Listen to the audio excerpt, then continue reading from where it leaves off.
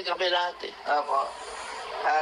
So tama ba yung sinabi niya na the president was mine already? Yes. Sinabi niya yun. Opo. Tama yun. Tama po yan. Tama yun. Opo.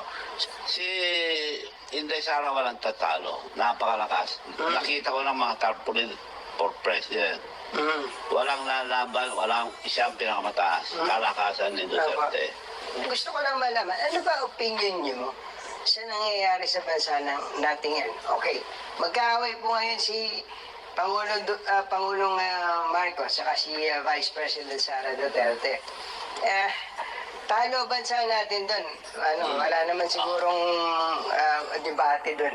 Ano ba pwede niyong gawin dyan? Opo. Well, ayaw kong makialam dahil nga civilian lang ako. Hindi na ako tumakbo noon para masamahan ko lang si BBM saka si Inday Sara. Pero unang-unang usapan namin, gusto niyang for re-election lang ng Vice Presidency si BBM. Opo. Kaya nung tinawag ako ni Senator Amy, tawagin muna ang mga leaders natin para may idea ko dyan ako. So tinawag, use your name because you're the president of the Mayor's League. Sabi niya sa akin, oo. Dumating sa bahay nila. Thank you for coming so we can start the early campaign of Bongbong for the Vice Presidency. But may plano si Manong Chavez. Manong, can you explain your strategy? Si Inday Sara walang tatalo. Napakalakas. Nakita ko ng mga tarpaulin for president. Walang lalaban, walang isang pinakamataas. Kalakasan ni Duterte.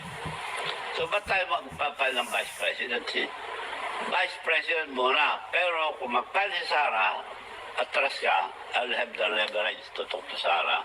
Ikaw, Vice, protected ka na. Dahil takot siya madaya ulit.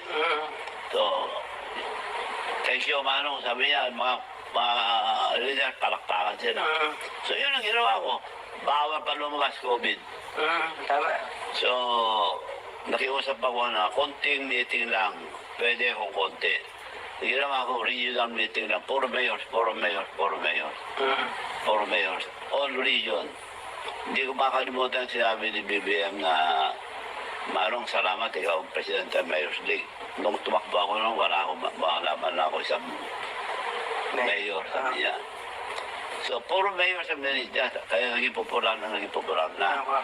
Nung nakarata na si President Digong pinagpan niya sa Sara, nag-away na sila.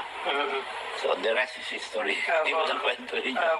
Pero sayang, ang pagsama ko sa kanila ng dalawa, ako nagpabit sa kanila, sama sila, pagsasama, pagkakaisa, babangon tayong muli, magsasama tayo, nagsiwala yun eh. So, yan malungkot. Pero ulitin ko lang yung pagkaintindi ko. Sa tingin niyo kung tumakbong presidente si Sara, kanya yan? Oo, noong araw, walang tatalo. Dahil kumite kami lahat eh. Opo. So tama ba yung sinabi niya na the president was mine already?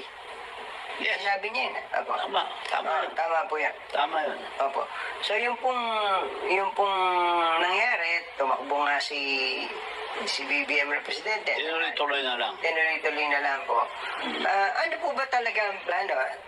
Tumakbong presidente si BBM tapos... Hindi, bahit sa plano lang. Hindi, ibig sabihin po, ngayong nanalo si BBM, si Sara Icon, ang talaga bang intensyon nun pagkatapos ni BBM si Sara, 2020, ganun po ba? Pwede, yun. Ganun po ang usapan. Ang usapan. At nung tinawagan ko na si Inday Sara, maraming salamat, Manong, pero hindi ako tatakbo magsira ng posisyon. Next time na lang.